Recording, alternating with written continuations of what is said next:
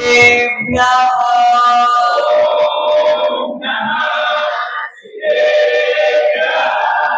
ॐ नमः सिद्धेभ्यः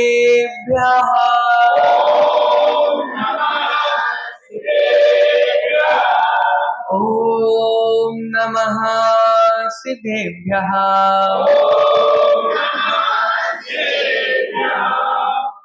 नमो रिहन्तायणं नमो सिद्धाणं नमो आयर्याणं नमो वैझायाणं नमो लोय सव्यसागूढम्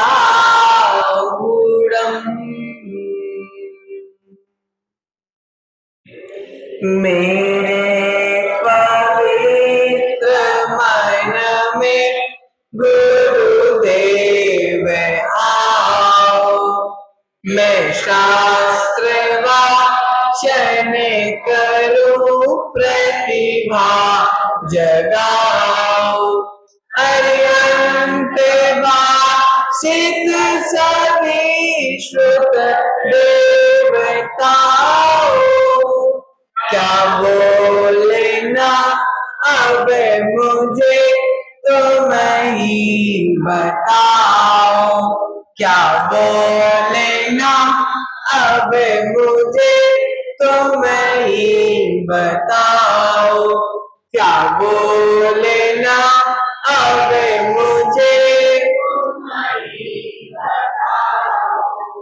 अनंतानंत सिद्ध परमेष्टि भगवान की जय बोलिए। देवादिदेव प्रथम तीर्थंकर कुंडलपुर के बड़े बाबा की जय बोलिए। मूलनायक श्रेयांसनाथ भगवान की जय बोलिए। शीतलनाथ भगवान की 24 तीर्थंकर भगवान की परम पूज्य आचार्य भगवंत मांगतुंग स्वामी की परम पूज्य आचार्य भगवंत गुरुवर विराग सागर जी महाराज की परम पूज्य चर्याश्रमणि गुरुवर विशुद्ध सागर जी महाराज की परम पूज्य आचार्य भगवंत विभव सागर जी महाराज की द्वादशांग जिनवाणी माता की श्री सागर जी महाराज की, श्री सागर जी महाराज की।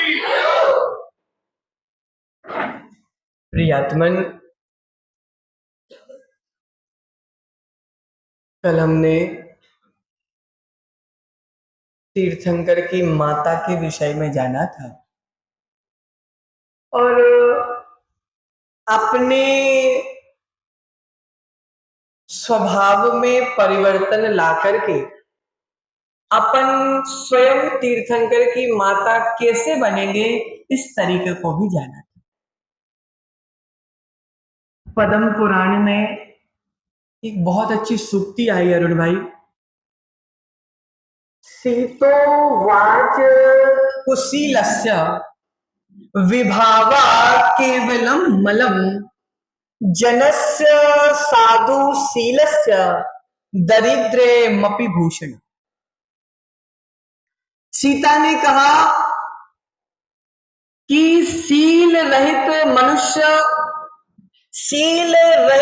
मनुष्य के पास कितनी भी संपत्ति क्यों ना हो, वह सारी संपत्ति मल के बराबर है।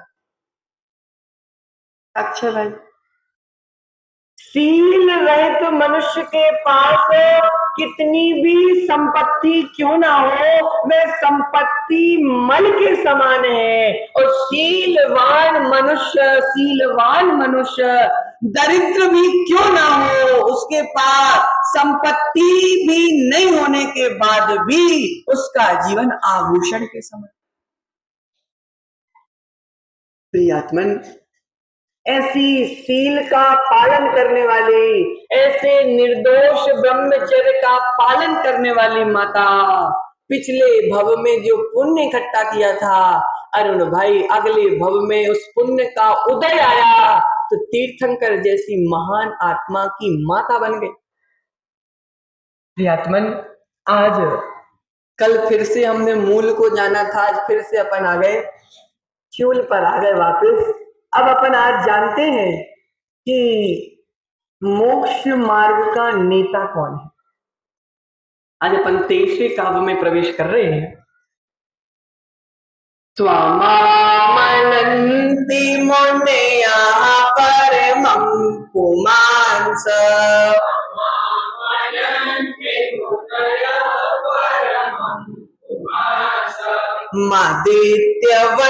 मदित्यवर्णममलं तमसः पुरस्तात्।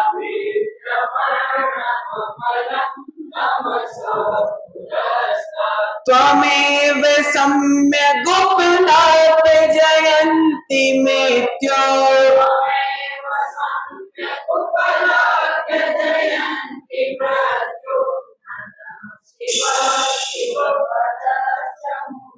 माताओं कल भी बोला था, आज भी बोल रहे हैं, ये कोई वी कथा नहीं चल रही जो अपन मौन पूर्वक बैठे।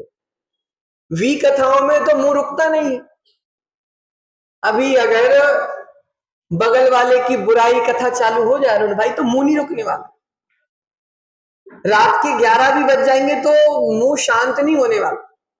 लेकिन यहाँ पे जिनवाणी बोलने में हमको कष्ट होता है। माताओं, जिसको जिनवाणी बोलने में कष्ट होता है अरुण भाई, वह भारत का सबसे दुर्भाग्यशाली जीव है। अच्छा भाई, जिसको जिनवाणी बोलने में कष्ट होता है वह दुर्भाग्यशाली जीव है, और जिसको जिनवाणी बोलने में आनंद आता है वह दुनिया का सबसे सौभाग्यशाली जीव है। इसलिए माताओं, अपना परिचय दो कि अब तुम दुर्भाग्यशाली हो कि सौभाग्यशाली। त्वमेव सम्यगुपलभ्यजयन्ति मृत्यो,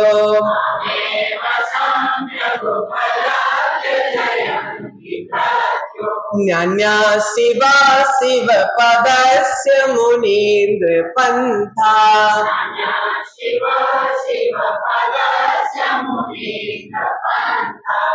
एक साथ बोलो, पहले एक साथ बोलो एक बार।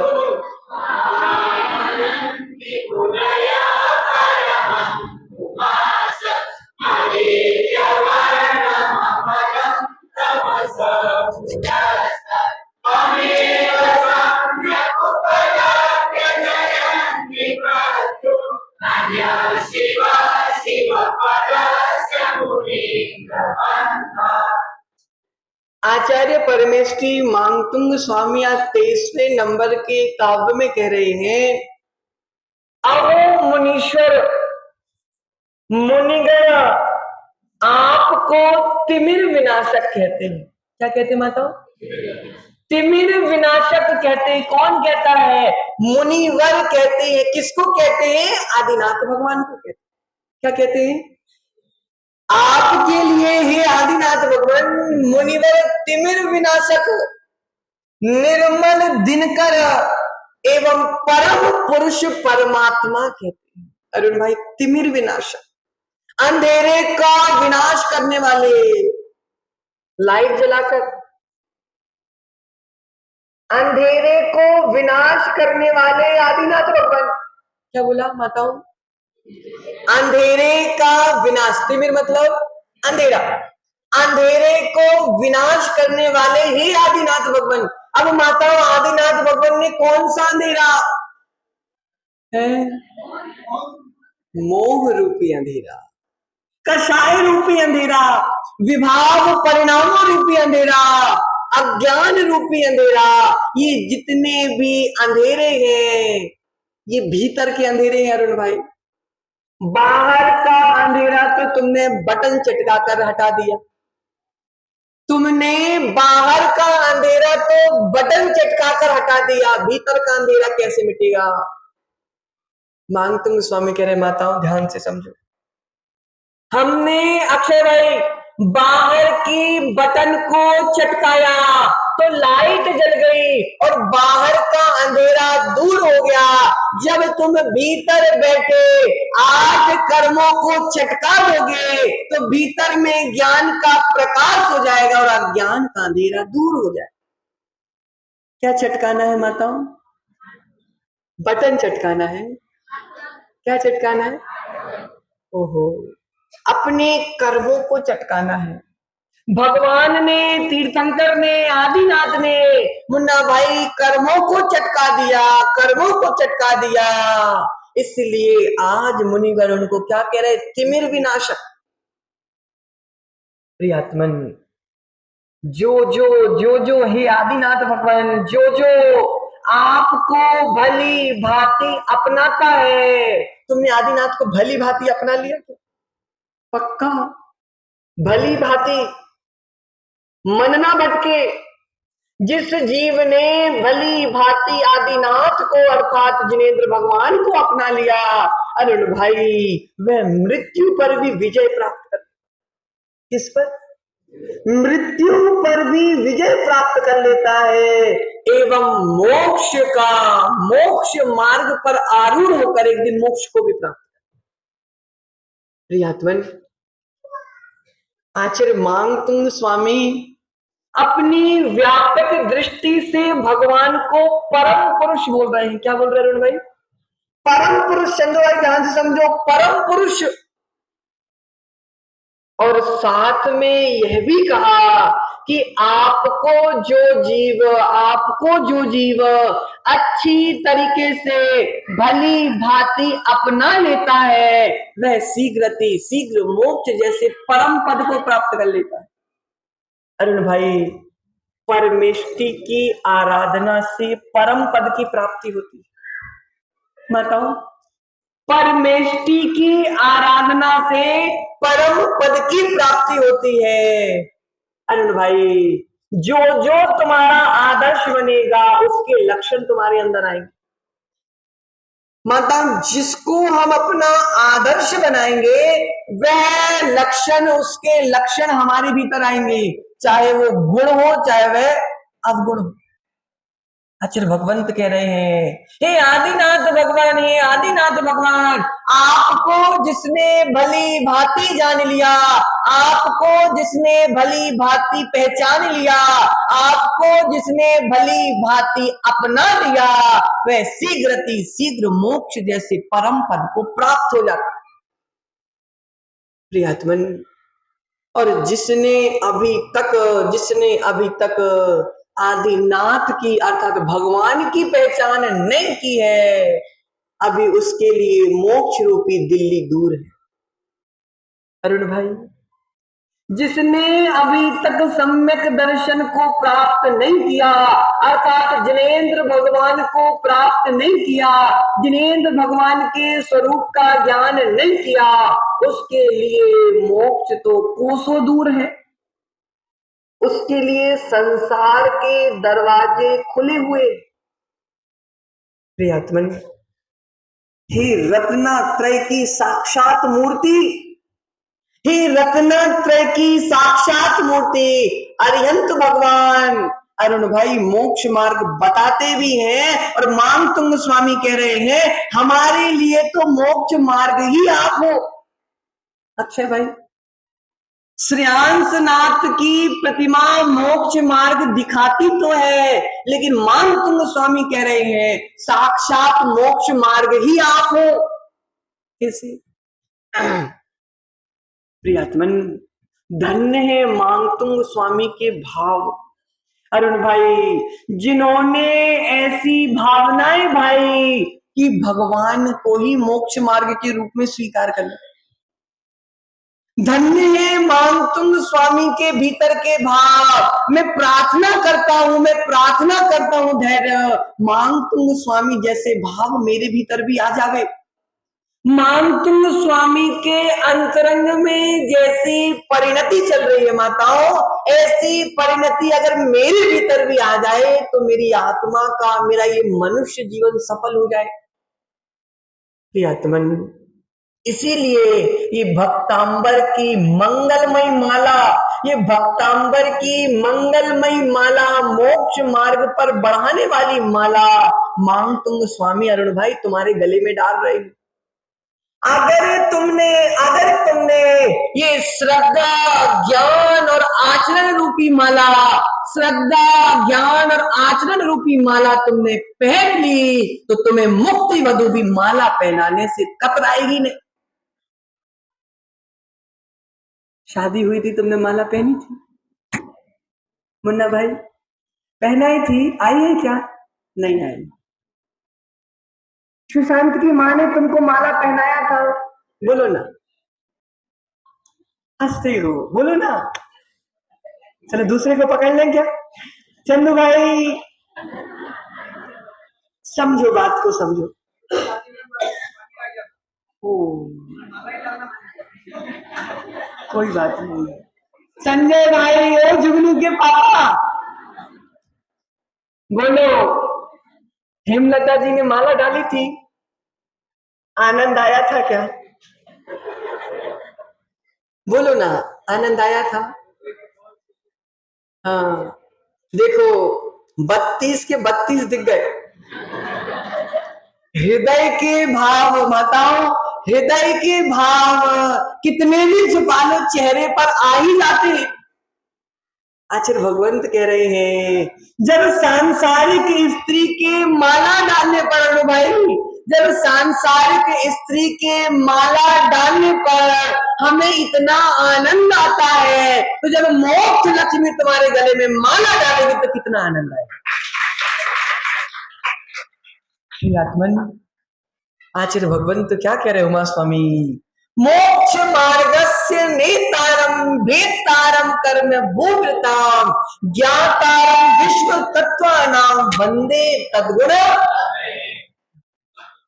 जो मोक्ष मार्ग के नेता हैं, जो मोक्ष मार्ग के नेता हैं और जिन्होंने कर्म रूपी पर्वतों का भेदन कर दिया, कर्म रूपी पहाड़ों का भेदन कर दिया, और जो विश्व के समस्त तत्वों के ज्ञाता हैं, ऐसे ऐसे इनके गुण पाने के लिए मैं ऐसे मोक्ष मार्ग के नेता को नमस्कार। अरुण भाई, मोक्ष मार्ग का नेता, फिर से बोलना, मोक्ष मार्ग का नेता ना किसी से कुछ लेता ना किसी को कुछ देता। माता, मोक्ष मार्ग का नेता ना किसी से कुछ लेता ना किसी को कुछ देता। मोक्ष मार्ग का नेता, ये विशेषण हमको बता रहा है, हितोपदेशिता गुण दर्शा रहा है। कौन सा गुण दर्शा रहा है भाई? हितोपदेशिता गुण। कौन सा विशेषण? मोक्ष मार्ग का नेता। ये पंक्ति हमको तीर्थंकर की हितोपदेशता का परिचय दे रही। उसके बाद क्या कह रहे हैं?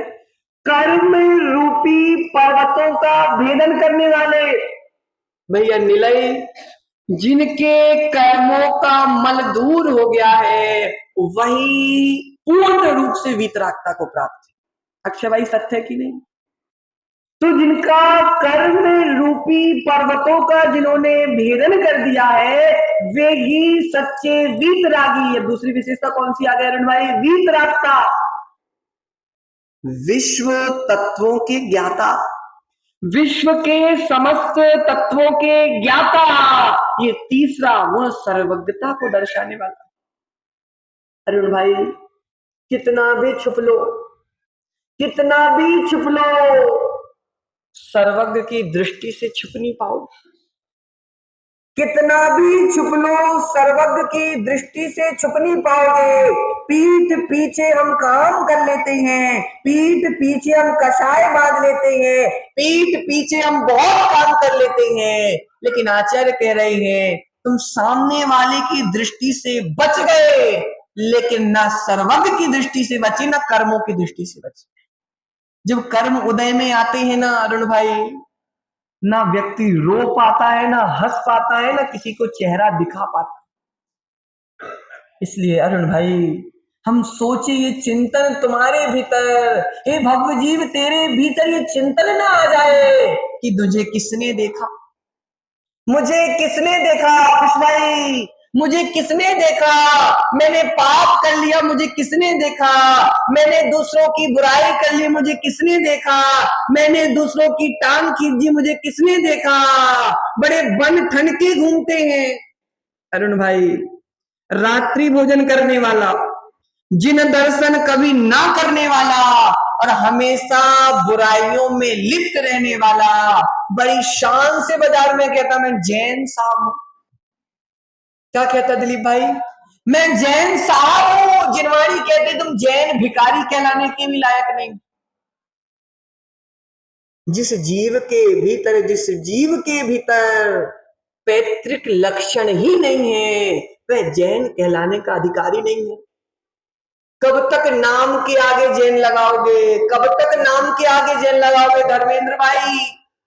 कब तक नाम के आगे जैन लगाओगे? जिस दिन काम के जैन बन जाओगे उस दिन संसार में टिक नहीं पाओ। अरुण भाई, जिस दिन काम के जैन, जिस दिन आचरण के जैन, जिस दिन चारित्र के जैन बन जाएगा जीव, उस दिन संसार में टिक नहीं पाए। प्रियात्मन आचार्य भगवंत कह रहे हैं गुणवत्ता को देखो।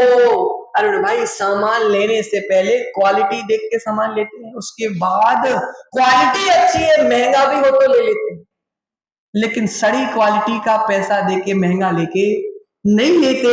आचार्य भगवंत कहते हैं गुणवत्ता को देखे बिना वस्तु का मूल नहीं आंका जा सकता। मैं परमात्मा में भी गुणवत्ता देखना चाहता हूं। मांगतुंग स्वामी क्या कह रहे? मैं परमात्मा में भी गुणवत्ता देखना चाहता हूं। कौन से गुण? जो 3 गुण हमने चर्चा कर ली। अच्छा भाई, सर्वज्ञता, वीतरागता और हितोपदेश, ये 3 गुणों का मात्र मुझे आकलन करना है। और हे आदिनाथ भगवान, ये 3 गुण आप में कूट कूट कर भरे हुए।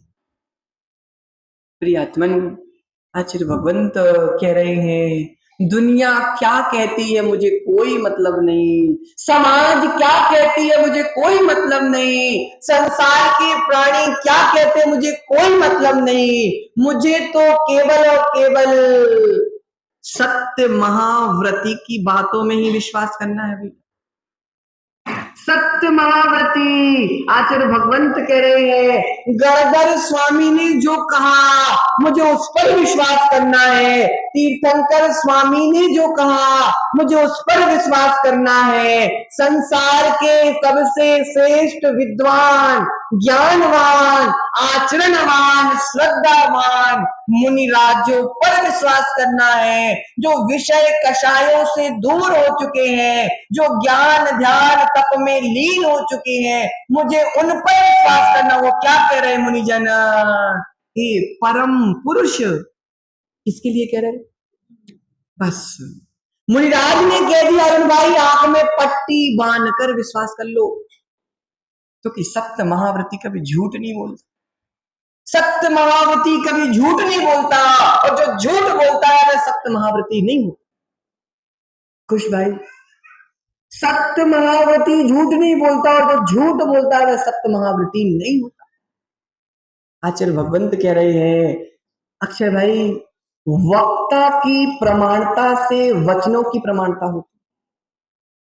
पंडित जी साहब, वक्ता की प्रमाणता से वचनों की प्रमाणता होती है।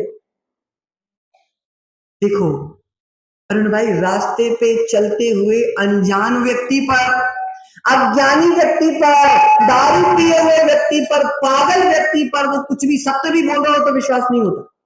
क्यों?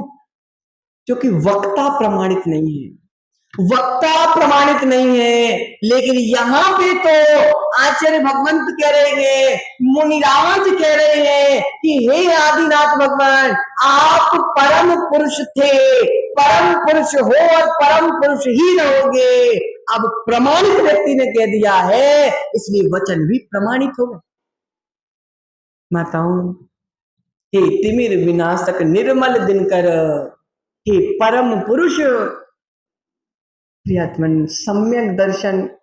अभी अपन पूर्व में चर्चा कर रहे थे कि मोक्ष मार्ग की परिभाषा बोलो माता, सम्यक दर्शन ज्ञान चारित्राणि, ये तो है। लेकिन आज मानतुंग स्वामी कह रहे हैं ओ पंची भाई समझो कि मोक्ष मार्ग के विषय में मैंने बहुत सुना, लेकिन मैं तो आपको ही मोक्ष मार्ग मानता हूं।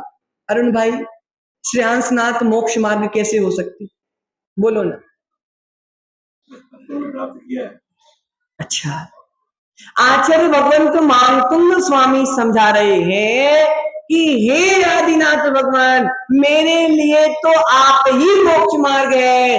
जब जब मैं तुमको देखता हूँ, जब जब मैं तुम्हारे दर्शन करता हूँ अरुण भाई, सम्यक दर्शन को प्राप्त करता हूँ, जब जब मैं आपकी वाणी को सुनता हूँ, जब जब मैं आपके वचनों को सुनता हूँ, जब जब मैं आपके प्रवचनों को सुनता हूँ, तो मैं सम्यक ज्ञान को प्राप्त करता हूँ। और जिस मार्ग पर तुम चले, जिस मार्ग के नेता तुम बने, उस मार्ग के अनुरूप मैं आचरण करता हूँ, तो सम्यक चारित्र को भी प्राप्त करता हूँ। दर्शन से सम्यक दर्शन, दर्शन से सम्यक दर्शन, सुनने से, श्रवण करने से सम्यक ज्ञान, और उनके पद चिन्हों पर चलने से सम्यक चारित्र। अब बोलो, आदिनाथ मोक्ष मार्ग है कि नहीं?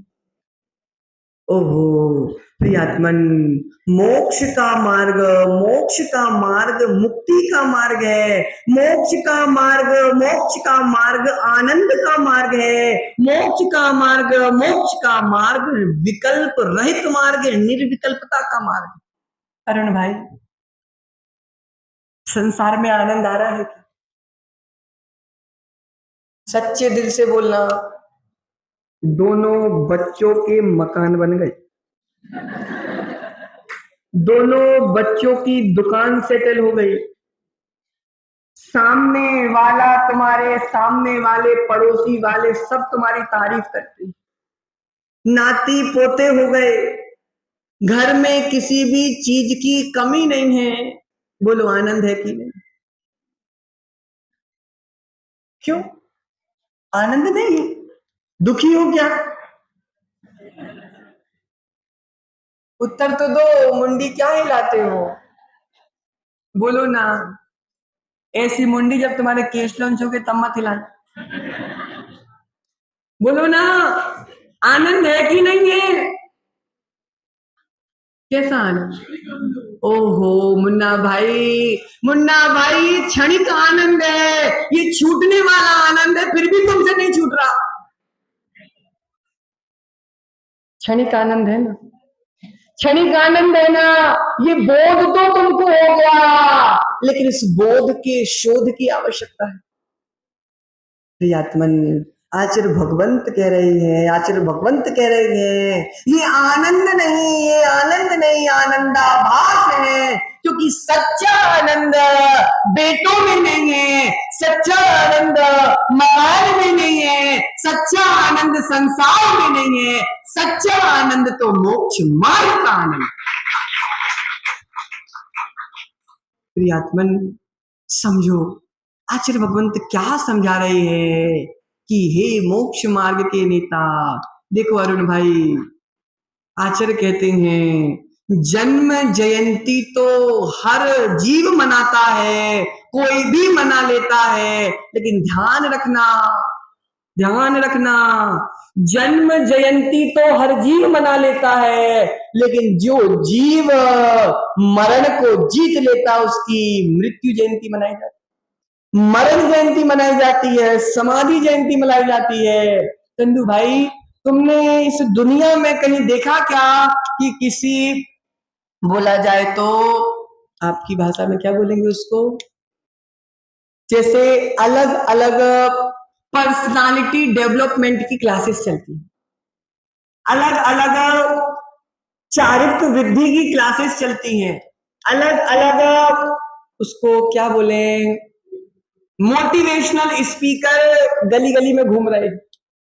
अरुण भाई, जीवन जीने की कला सिखाने वाले दुनिया में घूम रहे हैं, कहीं तुमने देखा क्या किसी ने मरने की कला सिखाई?